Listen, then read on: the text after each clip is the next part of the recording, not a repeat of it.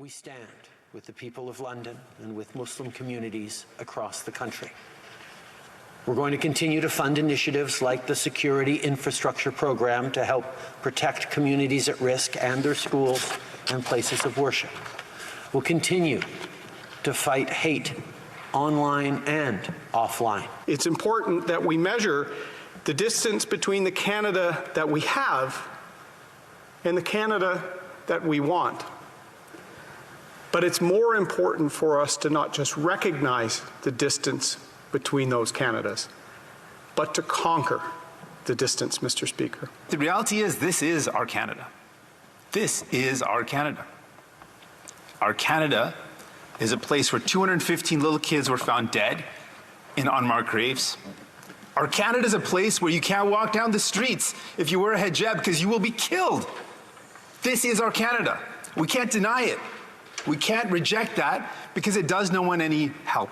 The Prime Minister and other federal leaders promising to fight the Islamophobia and anti-Muslim hate that led to Sunday's deadly attack in London, Ontario. But some Canadian Muslims say they're skeptical of talk without action. Thank you very much for your thoughts and prayers. But you know what? When people are dying, when people are being targeted because of their faith or their color, the color of their skin or their ethnicity, then we need more than thoughts and prayers. We need concrete action. Actions speak louder. This is the third act of mass violence against Canadian Muslims since the 2017 Quebec City mosque shooting, and Fareed Khan says the government's action since then has been piecemeal and seemingly lacking direction.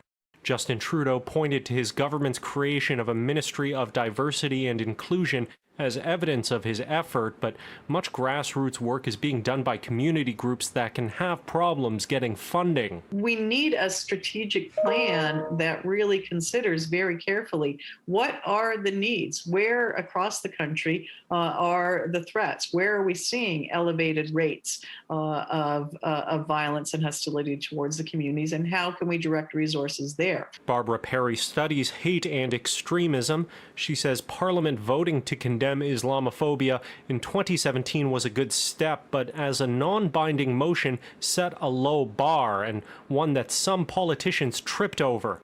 91 MPs, including current Tory leader Aaron O'Toole, voted against it.